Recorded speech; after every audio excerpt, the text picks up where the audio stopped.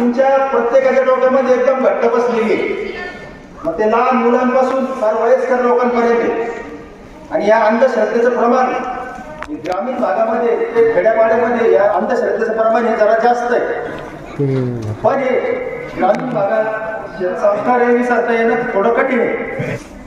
जर आपला सापावर हातपाय पडला किंवा त्याला जर आपल्या लोकांनी सांगितलं असेल, गावातल्या लोकांनी तुम्हाला सांगितलं असेल, तर मुलांना तुम्ही यानंतर कोणाला सांगण्याचं काम करू नका. कारण साप हा बदला घेऊ शकत नाही. त्याला डोकं नाही, त्याला समज नाही, त्याच्यात मेमरी नाही, त्याचा तो शिकाऊ होऊ शकत नाही. त्यामुळं साप हा कधी बदला घेऊ शकत नाही. तर या मागचं काय कारण आहे? त्यांच्यामध्ये जे फिमेल आहे, जी मादी, तिच्या शरीरातून एक विशिष्ट प्रकारचा द्रव्य पदार्थ पडत असतो. तर ज्यावेळेस तुम्ही त्या सापाला मारता आणि ती जर मादी असेल, तर समजा तुम्ही सकाळी मारला सापाला आणि तिथं जर तो द्रव्य पदार्थ पडला, त्याच्या गंधाने आकर्षित होऊन ती देतात. तुम्ही सकाळी साप मारला आणि दुपारी तिथं जर बघायला गेले तर तुम्हाला साप दिसू शकतो. त्या गंधाला आकर्षित होणार तिथं आलेला असतो नर साप. तुम्हाला काय वाटतं ते टोपातला घ्यायला, हे त्या मागचं कारण आहे. दुसरी अंधश्रद्धा काय? दोन साप जर खेळताना दिसले तर त्याच्यावर हिरवा कापडा टाका, लाल कापडा टाका, कोणी म्हणतं सफेद कापडा टाका, लपतो आणि पळून जातो. हे दोन गुणधर्म सापाचे असतात. ज्यावेळेस तुम्ही कपडा टाकता, घरात साप निघाला, सर्पमित्र येईपर्यंत तुम्ही त्याच्यावर कपडा टाकू शकता, पण तो कपडा काढायचा प्रयत्न कोणी करायचा नाही. कारण साप हा कपड्यातून, पिशवीतून, पोत्यातून सुद्धा चावू शकतो. सर्पमित्र जर समजा साप पकडायला गेला, तो लोक सापावर लक्ष सुद्धा ठेवत नाही. त्याच्यावर लक्ष ठेवायला पाहिजे. तर लक्ष ठेवलं तर कपडा टाकायची वेगळी गोष्ट. आजकाल असं आहे, आपल्याकडे 3 किंवा 4 रूमचं घर असतं. त्यामध्ये एखाद्या किचन रूम मध्ये एखाद्याने साप बघितला, तो वरडला साप, पहिल्या रूम मधली बाई तिकडच पळून जातो. साप बघितलेला पण नसतो, म्हणजे कपडा काय टाकणार नाही त्याच्यावर. तर सापाकडे लक्ष ठेवा. सर्पमित्र येईपर्यंत कपडा जरी टाकला, फक्त कुठं चालला, काय चाललं हे लक्ष ठेवा सापावर. त्यानंतर पुढची अंधश्रद्धा काय आहे? गावाच्या अर्धा किलोमीटर बाहेर, 1 किलोमीटर बाहेर कुठंतरी एक जुनं मंदिर आहे, जुना पडका बंगला आहे, जुना पडका वाडा आहे. अशा ठिकाणी नागनागिनी धनाची रक्षा करतात. हे प्रत्येक गावामध्येच आहे. तुम्ही बघितलं असेल, ऐकलं असेल. तर या मागचं काय नाही, तर धनाचा आणि सापाचा काय संबंध? काहीच नाही. यामध्ये जो नाग आहे, त्या पहिल्या फोटोमध्ये, त्याच्यामध्ये जी मादी आणि अजगराची एक मादी, हे 2 साप जरा थोडे हुशार असतात. हे काय करतात? ज्या ठिकाणी अंडे दिले त्याच्या आजूबाजूला ते फिरत असतात, त्याचं रक्षण करतात. हे 2 साप, अजगर आणि नागाची मादी. तर मग अंडे कोणत्या ठिकाणी देतात? जे जिथं जुनं आहे, जिथं पडकं आहे, बंगला आहे, गावाच्या अर्धा किलोमीटर बाहेर, तिथं मंदिर एखादं पडकं, अशा ठिकाणी जिथं शांतता आहे, अशा ठिकाणी ते अंडे देतात आणि त्याच्या अवतीभोवती फिरत असतात.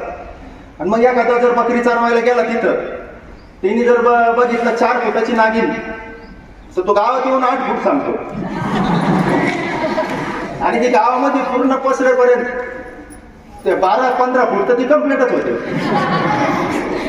कारण ज्या गोष्टीला आपण घाबरतो त्याचं वर्णन आपण जास्त प्रमाणात करत असतो. हा मानवीय दोष आहे. तर हे त्या मागचं कारण. पुढची अंधश्रद्धा काय? साप हा पुंगीवर डुलतो. तर साप जो आहे, सापाला मुळात कान नसतात. तो काय पुंगीवर डुलू शकत नाही. तो हलणाऱ्या वस्तूंकडे अटॅक करण्यासाठी लक्ष केंद्रित करतो. जी वस्तू हलवली तुम्ही त्याच्या समोर, एखादा गारुडे तर तुम्हाला पुंगीवर दाखवतोय नाचताना, त्याला तुम्ही म्हणा का पुंगी हलवू नको, फक्त वाजव, बघू आपण तो नाचतो का. तो नाही नाचणार. तुम्ही त्या पुंगीच्या ऐवजी लुंगी जरी हलवली तरी तू नाचतो.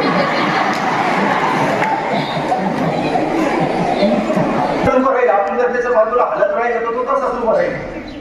तो काय तिथून कुठं जाणार नाही. पुढची अंधश्रद्धा काय? साप हा दूध पितो. तर साप जो हा दूध पित नाही. नागपंचमीची जवळ येते, गावकडे लोक काय करतात, सापाला उपाशी ठेवतात. एक महिने आधी सापाला उपाशी ठेवलं का आणि त्याला ब्लॅक अँड व्हाईट दिसत असतं, त्याला कलरफुल असं दिसत नसतं. मग त्या दुधाच्या जागेवर तुम्ही कोल्ड्रिंक वगैरे काही जरी ठेवलं तरी तो पिणार.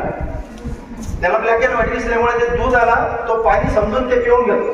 तुम्हाला वाटतं का तो दूध पितो? तर साप हा दुधाशी काही संबंध नाही. कॅल्शियम पचवण्याची त्याच्यात ताकद नसते, तो स्तनधारी नाहीये. साप कधीच दूध पित नाही आणि साप दूध जर पिला तर 4 ते 5 दिवसात मरतो. याच्यानंतर कोणी सापाला दूध पाजू नका, कारण ते त्याच्यासाठी विष आहे. पुढची अंधश्रद्धा काय? साप समजा पुंगी वाजवली तर बाहेर येतो. समजा आम्ही साप पकडायला जातो, कुठं जर बिळात साप गेला तर लोक आम्हाला म्हणतात पुंगीने आणली का? म्हणजे आता विचार करा, लोक चंद्रावरून जमाना झाला, अजून काही लोक पुंगीवरच बसलेले.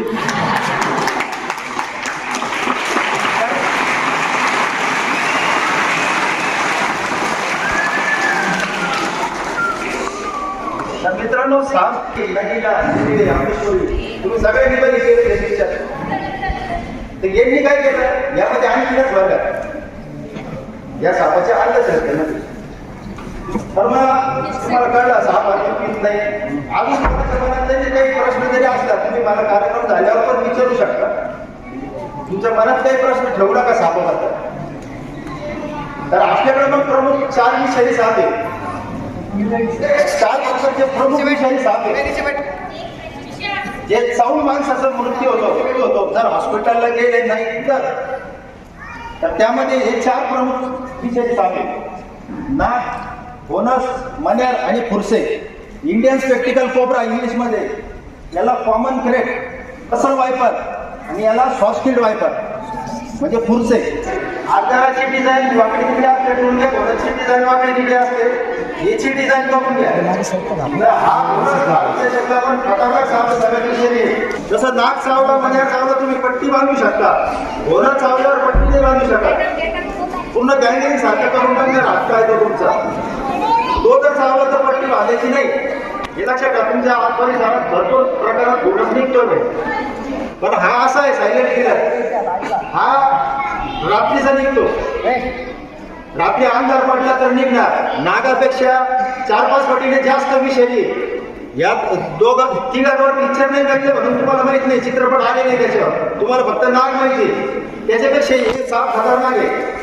तर हे 3 साप सगळीकडे जाणार भागामध्ये, आपल्या सगळीकडे जाणार. आणि हा जो सॉफ्टस्किल्ड वायपर, हा डोंगर भागामध्ये जिथं दगड आहे, जिथं डोंगर आहे, अशाच ठिकाणी आढळतो. विषय असतो म्हणजे अर्थ विषयाच्यात असतं. जर कोणाला चावला तर होणार काही नाही, थोडी नॉर्मल चक्कर येणार, थोडी झोप लागणार. आणि जो एकदम लहान मुलगा आहे, एकदम छोटा आहे, कमजोर आहे, त्याला उलट्या वगैरे होणार, त्याला जरा जास्त त्रास होणार. त्याचा जे कमजोर माणूस आहे त्याच्यावर याचा थोडाफार परिणाम करू शकतो, उलट्या वगैरे चक्कर येणार. बाकी हा सौम्य विषारी, हा झाडांवर राहतो, जिथं झाडं आहे, असे जंगल आहे, अशा ठिकाणी हा जास्त प्रमाणात दिसतो. आणि हे आपल्याकडे आढळणारे साप सगळं जे मी ज्यांचे पोस्टर बनवलेले आहेत ते. आणि हा जो आहे हा थोडा दुर्मिळ आहे, याला हरणटोळ म्हणतात, वाईट नाही.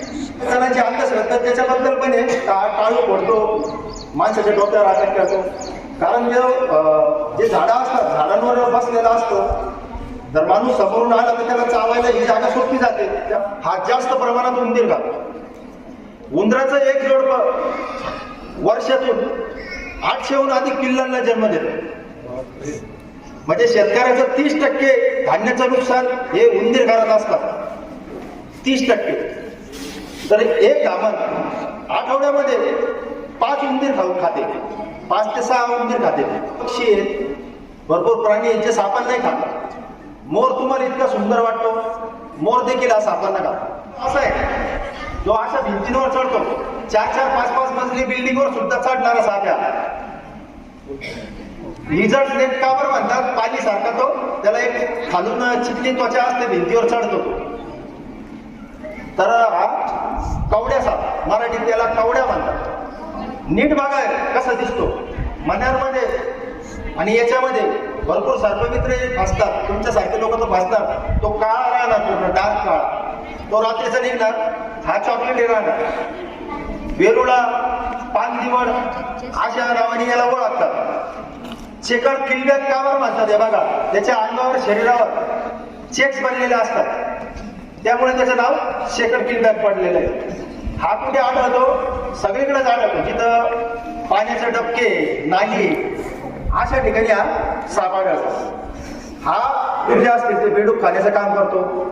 छोटे मोठे पाण्यामधले मासे हे खाण्याचं काम करतो. जे मच्छर जे असतात, मच्छरचे अंडे खाण्याचं तो काम करतो. म्हणजे आपला एक प्रकारचा तो मित्रच आहे. मच्छरापासून किती आजार आहे तुम्हाला माहिती आहे सर्वांना.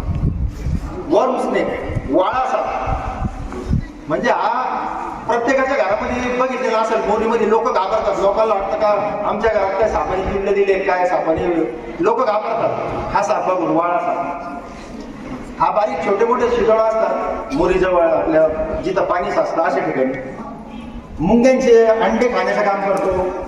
जे वाळवी लागते आपल्या फर्निचरला, झाडांना, त्याला खाण्याचं काम करतो. ससे असतील, कुत्र्यापासून, बकऱ्यापासून, हरणापासून सगळ्यांना खातो. पहिले शरीराभोवती त्याला दम घोटून त्याला मारून टाकणार त्याच्या शिकारला. तो तोंडापासून सुरुवात करतो, आपल्या शोल्डरमुळं तो आपल्याला गिळू नाही शकत किंवा हे साप वळतात.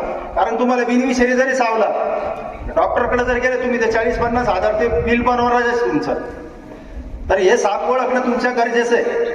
तर पुढची माहिती सर्पदंश झाल्यानंतर प्रथम उपचार हॉस्पिटलला जाईपर्यंत हे गणेश साळुंके सर देतील.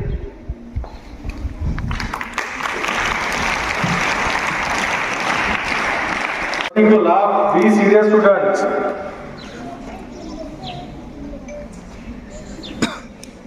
समोरची जी निडल टोचतो ना आपण समोरून, ती कट करायची पूर्णपणे सारखी एक लेवल मध्ये कट करायची. त्याच्यात थोडासाही गॅप राहता कामा नाही. म्हणजे त्याने उलट्या बाजूने हा पंप लावल्यानंतर त्याचा एअर निघला पाहिजे. हा जो पंप आहे